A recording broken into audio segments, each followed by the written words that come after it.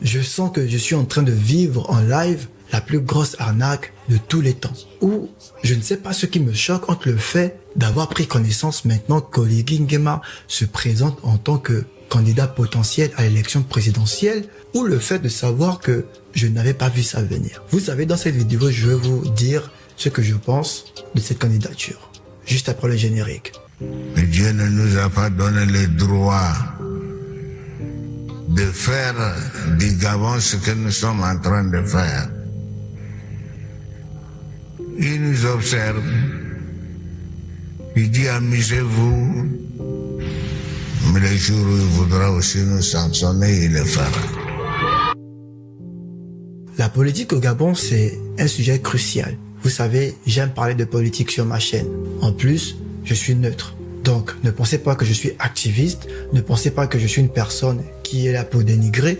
Non, je suis juste un citoyen gabonais qui s'intéresse à la politique et je suis venu pour parler de l'actualité, de ce qui me choque. Avant de vous dire ce que je pense de la candidature d'Oligui Nguema, j'aimerais revenir un peu sur quelques faits qui m'ont marqué. Vous savez, en 2023, quand on est parti voter, on voulait du changement. On a aspiré au changement. On avait un candidat et on a aspiré au changement. Malheureusement, il n'a pas pu accéder à la présidentielle parce que j'ai donné ma voix, on va dire comme ça, à ce candidat parce que je voulais quand même un changement. Je voulais une nouvelle personne. À l'annonce des résultats, quand le CGE a annoncé les résultats, j'étais choqué de comprendre qu'Ali Bongo avait gagné avec plus de 60% de voix. Je me suis dit, qui a voté encore? Et j'ai su qu'il y avait quelque chose qui clochait. Quelques minutes plus tard, il y a eu le fameux coup de la libération. Parce que pour les autres, c'est coup d'État, et il y a des uns où c'est coup de la libération. Donc, on adopte les vrais mots. Il y a eu le coup de la libération. J'étais ébloui. Je me suis dit, enfin, on sera comme les autres. Je me suis dit, le Gabon sera enfin comme les autres. On va enfin parler de nous comme on parle d'autres pays. On va enfin se relever parce que le Gabon a beaucoup sombré depuis le départ de feu père Omar Bongo. Le Gabon ne fait que se dégrader. Et aujourd'hui, on a des militaires qui ont décidé de prendre le pouvoir. Et cette fois-ci, ça a marché. Parce que le coup d'État de Kelly Ondo n'avait pas marché. Et je me suis dit, enfin, un coup d'État qui marche au Gabon. J'étais bien. J'ai commencé à parler à mes amis. Je leur ai dit, écoutez, ça c'est un vrai coup d'État. C'est bon, on va changer le Gabon. Et j'ai vu qu'on a annoncé Oligui Nguema comme le nouveau leader. Je ne le connaissais pas avant personnellement. Et ça ne m'a pas dérangé tant que ça. Je me sens arnaqué. Je sens que je suis en train de vivre en live la plus grosse arnaque de tous les temps. Ou je ne sais pas ce qui me choque entre le fait d'avoir pris connaissance. Je vous assure que les principales matières premières du Gabon sont le kounabélisme, le lèche-botisme et le maboulisme. Non, je n'arrive pas à comprendre comment de grandes personnes avec des vieilles bouilles peuvent être assez maboules, peuvent être assez kounabélistes. Non, c'est-à-dire leur degré de lèche-botisme atteint son plus haut paroxysme. Tu vois des grandes personnes, ils sont là parce qu'ils veulent un poste, parce qu'ils veulent de l'argent, parce que... Oh non, non, ça... Le Gabon devrait être aussi riche que le Qatar. Le Gabon devrait être aussi riche que le Qatar. Le Gabon a ceci de particulier que c'est un pays qui est immensément riche, comme tous les pays d'Afrique centrale, parce qu'en fait, il faut bien comprendre les choses. L'une des grosses différences entre l'Afrique centrale et l'Afrique de l'Ouest, c'est que le sous-sol de l'Afrique centrale est richissime. Il est extrêmement riche. Regardez bien, tous les pays qu'il y a en Afrique centrale sont des pays qui sont abondamment riches en matières premières dans leur sous-sol. Pétrole, or, gaz, manganèse, énormément, beaucoup plus qu'en Afrique de l'Ouest par exemple.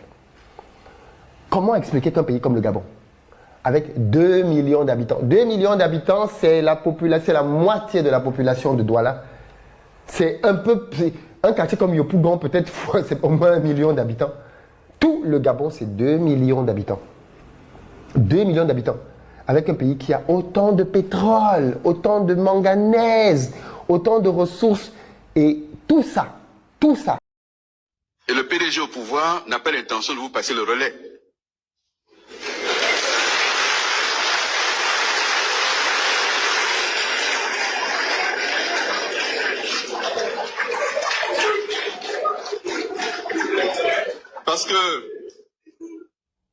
Parce que pour rester sur la métaphore de la course de relais, en moins d'avoir passé sa nuit ailleurs qu'à préparer une course, le relais se passe entre coéquipiers. Comment un pays de près de 2 millions d'habitants, des pères de famille, des mères de famille, dans leur tête, ils assimilent qu'il n'y a qu'un seul homme qui peut diriger le Gabon. Il n'y a qu'un seul homme qui peut amener le Gabon où le Gabon doit être, qui peut développer le Gabon. Je n'arrive pas à comprendre. À l'époque, on parlait du kounabélisme. Maintenant, il faut qu'on cherche un nouveau mot. Parce que franchement, là, ça me dépasse. Des personnes qui ont des enfants, des petits-enfants, qui sont bien, qui n'ont aucun problème mental apparent. Dans leur tête, il n'y a qu'un seul homme sur 2000, sur 2 millions qui peut gérer le pays. Et ça sort partout. Des associations, des syndicats, des gens qui se lèvent de plus en plus. Parce que beaucoup savent que si le président les gagne, c'est un gage pour eux pour ne pas aller en prison. C'est un gage pour eux d'être en paix, de continuer à manger. Ils savent que si une personne vient, ce sera la prison pour eux. Ils savent que si les enquêtes, beaucoup de choses sont vraiment révélées, ils ont la prison à vie. Ce sont les mêmes gens qui pendant le référendum venaient chez nous pour nous expliquer que voter non au référendum, c'est voter contre le président Légué. Voter oui, c'est voter pour lui. Or, ça n'a rien à voir. Or, ça n'a strictement rien à voir. On parlait de constitution. Ce sont les mêmes qui font signer des pétitions par-ci par-là, notamment Gabao. Ils font signer des pétitions aux gens, moyennant 5 000, 10 000, 2 000, un papier qui dit que le peuple, nous on veut que le président ou l'église se présente. Non, non. À part les kounabélistes, à part ceux qui meurent de faim, à part ceux qui sont là seulement pour leurs intérêts. On n'est pas là pour dire que c'est Barmokoum, il faut que le président ou l'église se présente. Non, on veut un Gabonais qui n'a jamais trempé dans l'affaire du PDG, qui vient changer le pays. Et on est 2 millions, on a assez de Gabonais. On a assez de Gabonais qui peuvent faire. On a les Gabonais qui ont appris, des Gabonais qui sont dignes, des Gabonais qui ont des valeurs, des Gabonais qu'on connaît. Dire que le seul candidat du peuple, c'est M. Brice Clotaire, c'est faux. Il est libre de se présenter ou pas. Mais on ne fait pas une fixation sur lui parce qu'il y a beaucoup de Gabonais. Dans la classe politique, il y en a. Il y a des gens qui n'ont pas traîné avec le PDG. Il y a des gens qui sont crédibles. Donc dire que tout le peuple gabonais, on veut forcément que ce soit lui, c'est faux. Parler en vos noms, citer le nom de vos familles, le nom de vos quartiers, le nom de vos parents. On n'est pas tous kounabélistes. Parce qu'on est près de 2 millions. Il y a beaucoup de Gabonais qui veulent changer les choses. Comment un pays